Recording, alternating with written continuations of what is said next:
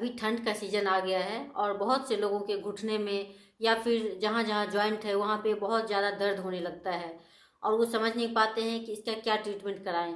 बहुत सारे लोग मेडिसिन भी खाते हैं, लेकिन मेडिसिन खाने से क्या होता है कि वो उसका फिर कुछ ना कुछ दुष्प्रभाव भी होता है जो कि हमें भुगतना ही पड़ता है। तो इसीलिए अगर आप नेचुरल तरीके से उसे ठीक करना चाहते हैं तो फिर आज मैं आपको उसके लिए कुछ बातें बताऊंगी जिससे कि आपका जो जॉइंट का दर्द है वो बिल्कुल ठीक हो सकता है। और उसके लिए आपको कुछ करना, घरेलू जो चीज़ें हैं उसी से आप उसे ठीक कर सकते हैं। जानते हैं कि आपके घुटने का जो दर्द होता है या फिर आपके जॉइंट में कहीं भी जहाँ पे दर्द हो उसे आप कैसे ठीक कर सकते हैं। मैं संगीता आप सभी भाई बहनों का स्वागत करती हूँ जीवंत जीवन चैनल पे। अगर आपके भी घुटनों में दर्द होता है तो फिर उसका इलाज आप घर पे कर सकते हैं। उसके लिए कहीं जाने की जरूरत को इस तरह से बनाया है जिसका ट्रीटमेंट हम खुद ही प्राकृतिक तरीके से कर सकते हैं। घुटनों के दर्द के लिए आपको क्या करना चाहिए और साथ ही आपको किस तेल का प्रयोग करना चाहिए इसके बारे में भी बताऊंगी।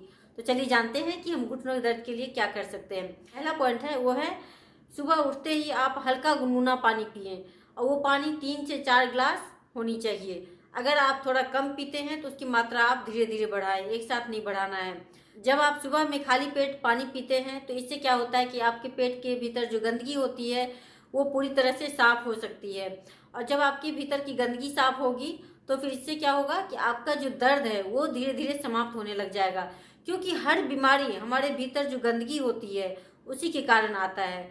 जब हम गंदगी को रहने नहीं देंगे, उसे साफ करते चले जाएंगे तो फिर कोई बीमारी भी नहीं हो सकती है। तो इसीलिए सुबह उठकर पानी पीना बहुत ही ज़्यादा ज़रूरी होता है। दूसरा है कुछ ना कुछ एक्टिविटी ज़रूर करें।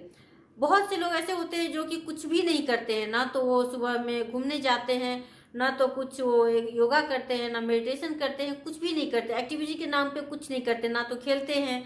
अगर आप कुछ करेंगे नहीं तो आपके भीतर की जो अग्नि है वो कैसे बढ़ेगी? अगर वो तो भीतर की अग्नि कम होती चली जाएगी तो आपका जो डाइजेशन सिस्टम है वो भी तो कमजोर पड़ता जाएगा। वो कैसे फिर भोजन पचाएगा? क्योंकि बिना आग के तो हम जिंदा रह नहीं सकते हैं। जब तक हमारे भीतर अग्नि है तभी तक हम जीवित है। जिस दिन हमारे भीतर की अग्नि शांत हो जाती है उस दिन हमारा जीवन भी समाप्त हो जाता है। इसलिए अपने भीतर की अग्नि को थोड़ा बढ़ाने के लिए कुछ न कुछ एक्टिविटी जरूर कीजिए, ये बहुत ज़रूरी है। जब तक आप नहीं करेंगे आपके भीतर की अग्नि जो है वो बढ़ेगी नहीं, वो कम होती चली जाएगी।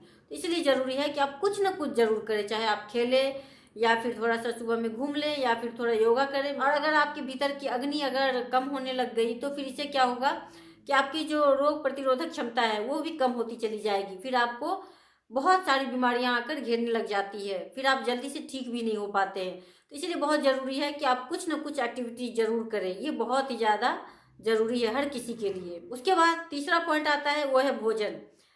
भोजन में आप जो कुछ भी खाते हैं आप इसका ध्यान रखिए कि आप जो चीज़ खाते हैं अगर उससे आपको गैस होती है यानी कि एसिडिटी होती है तो आप उन चीज़ों को ना खाएं। अगर आप उसे खाएंगे तो आपका जो दर्द है वो बढ़ता चला जाएगा, क्योंकि आप जो खा रहे हैं वो ठीक तरह से आपके भीतर डाइजेस्ट नहीं हो पा रहा है जिसके कारण आपको एसिडिटी हो रही है। तो इसीलिए आपको उस तरह का भोजन नहीं खाना है जो कि आपको ठीक तरह से डाइजेस्ट नहीं हो सके। आपको वही खाना है जो कि आप अच्छी तरह से पचा सके। तो इसका ध्यान रखना बहुत ही ज़्यादा ज़रूरी है। उसके बाद नेक्स्ट पॉइंट है जिस जगह में आपको दर्द है वहाँ पे थोड़ा सा धूप लगना बहुत ही ज़्यादा ज़रूरी होता है। अगर मान लीजिए आप जहाँ रहते हैं वहाँ पे धूप नहीं है वो, तो फिर उसके लिए क्या करें? उसके लिए फिर आप गर्म पानी कीजिए, थोड़ा सा ज़्यादा ही गर्म कीजिए उसको ताकि आप बर्दाश्त भी कर सकें। फिर उसमें कॉटन का कोई कपड़ा डालिए और उसको अच्छी तरह से गीला करके और उसको हल्का सा उसको निचोड़ दीजिए, फिर उसको उस जगह पे रखिए। ऐसा करने से आपको जहाँ पे दर्द हो रहा है उसकी अच्छी तरह से सिकाई हो जाती है। ऐसा आपको 2 बार 3 बार करना है। ऐसा अगर करेंगे तो भी आपको बहुत ज़्यादा राहत होने लग जाएगी और आपके घुटने की दर्द धीरे धीरे समाप्त होती है। जगह ऐसा है जहाँ पे कि धूप डेली नहीं मिल पाता है तो उसके लिए यही ज़रूरी है कि वो गर्म पानी करके वहाँ पे अच्छी तरह से उसकी सिकाई करे, तो इससे भी बहुत ज़्यादा राहत मिलने लग जाता है। और कोशिश कीजिए कि उस जगह को अधिकतर ढक कर रखें, क्योंकि वो गर्म रहेगा तो उसके लिए वो अच्छा होगा, उससे आपको बहुत ही ज़्यादा आराम भी मिलेगा। उसके बाद जो नेक्स्ट पॉइंट है वो है तेल बनाना। इसके लिए आज मैं एक खास तेल बनाना बता रही हूँ जो कि आप घर पे ही बना सकते हैं। आपको कहीं से खरीदने की ज़रूरत नहीं है, आपके किचन में ही सारे सामान मिल जाएंगे और आप उससे बहुत ही आसानी से बना सकते हैं। तो उसके लिए आपको सरसों का तेल लेना है। उसके बाद में आपको मेथी लेना है, जैसे 2 चम्मच आपको मेथी लेना है, 2 चम्मच अजवाइन लेना है। उसके बाद आपको 4 से 5 कली लहसुन लेना है और अदरक लेना है। अदरक नहीं हो तो सौंठ हो तो सबसे ज़्यादा अच्छा है, और अगर सौंठ नहीं हो तो अदरक भी ले सकते हैं।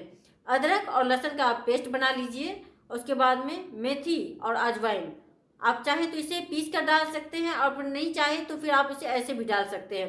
अब आप क्या करिए, किसी कढ़ाई में तेल को डाल दीजिए, यानी सरसों के तेल को डाल दीजिए, गर्म होने दीजिए उसको, और उसमें अदरक या फिर सौंठ है तो सौंठ का पाउडर, या फिर अदरक है तो अदरक और लहसुन को अच्छी तरह से चटनी बनाकर रख लीजिए, यानी कि मिक्सर में उसको ग्राइंड कर लीजिए, उससे चटनी बन जाएगा।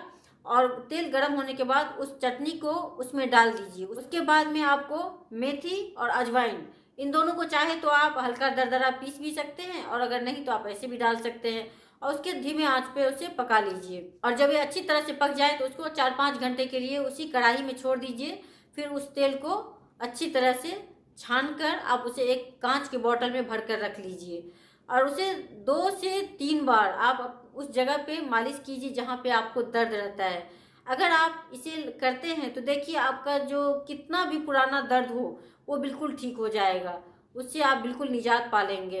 इसके साथ ही आप थोड़ा सा जैसे काली मिर्च, हल्दी, इसका भी प्रत्येक दिन थोड़ा सेवन कर सकते हैं। तो यही सब चीज़ें हैं जो कि आपको जॉइंट पेन से रिलीफ दे सकता है। आप पूरी तरह से इससे ठीक हो सकते हैं। मेडिसिन कितना खाएंगे, उससे तो आपको कोई फ़ायदा तो होगा नहीं, थोड़ी देर के लिए फ़ायदा होगा लेकिन हमेशा के लिए फ़ायदा नहीं हो सकता है। इसलिए ज़रूरी है कि आप अपने घर पे इन सब चीज़ों को करें और स्वस्थ रहें। तो आप भी अपने घर पे ही इन सब चीज़ों को आजमाइए और उससे बिल्कुल स्वस्थ रहिए। धन्यवाद।